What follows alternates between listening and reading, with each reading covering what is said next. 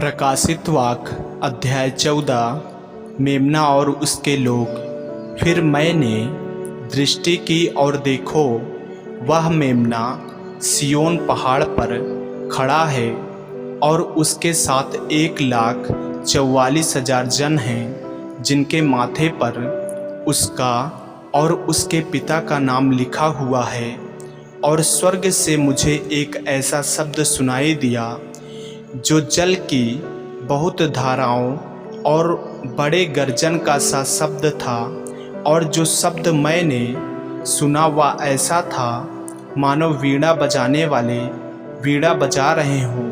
वे सिंहासन के सामने और चारों प्राणियों और प्राचीनों के सामने एक नया गीत गा रहे थे। उन 1,44,000 जनों को छोड़ जो पृथ्वी पर से मोल लिए गए थे, कोई वह गीत ना सीख सकता था।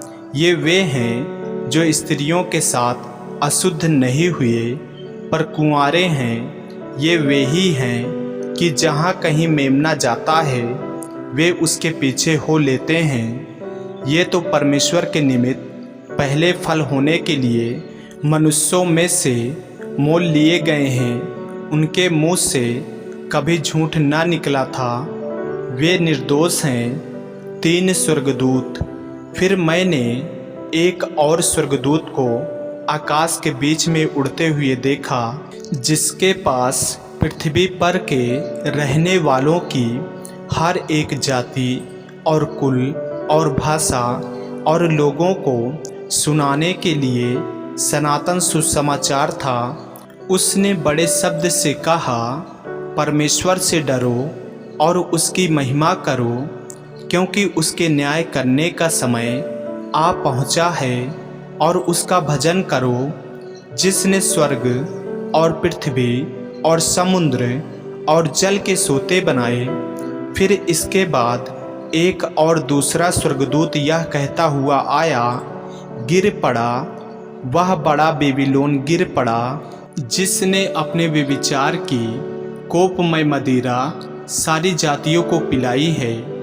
फिर इनके बाद एक और तीसरा स्वर्गदूत बड़े शब्द से यह कहता हुआ आया, जो कोई उस पशु और उसकी मूर्ति की पूजा करे और अपने माथे या अपने हाथ पर उसकी छाप ले, वह परमेश्वर के प्रकोप की निरी मदिरा जो उसके क्रोध के कटोरे में डाली गई है पिएगा और पवित्र स्वर्गदूतों के सामने और मेमने के सामने आग और गंधक की पीड़ा में पड़ेगा। उनकी पीड़ा का धुआं युगान-युग उठता रहेगा। और जो उस पशु और उसकी मूर्ति की पूजा करते हैं और जो उसके नाम की छाप लेते हैं, उनको रात दिन चैन ना मिलेगा। पवित्र लोगों का धीरज इसी में है, जो परमेश्वर की आज्ञाओं को मानते और यीशु पर विश्वास रखते हैं। फिर मैंने स्वर्ग से यह शब्द सुना, लिख, जो मृतक प्रभु में मरते हैं वे अब से धन्य हैं। आत्मा कहता है, हाँ, क्योंकि वे अपने सारे परिश्रम से विश्राम पाएंगे और उनके कार्य उनके साथ हो लेते हैं। कटनी। मैंने दृष्टि की और देखो, एक उजला बादल है और उस बादल पर मनुष्य के पुत्र सरीखा कोई बैठा है, जिसके सिर पर सोने का मुकुट और हाथ में चोखा हंसुआ है।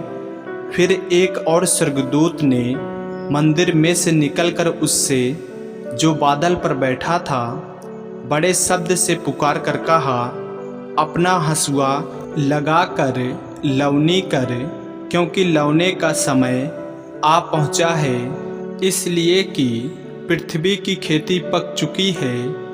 अतः जो बादल पर बैठा था उसने पृथ्वी पर अपना हंसुआ लगाया और पृथ्वी की लवनी की गई।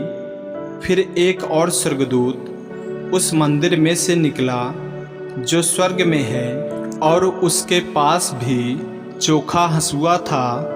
फिर एक और स्वर्गदूत जिसे आग पर अधिकार था वेदी में से निकला और जिसके पास चोखा हंसुआ था उससे ऊंचे शब्द से कहा, अपना चोखा हंसुआ लगाकर पृथ्वी की दाखलता के गुच्छे काट ले, क्योंकि उसकी दाख पक चुकी है।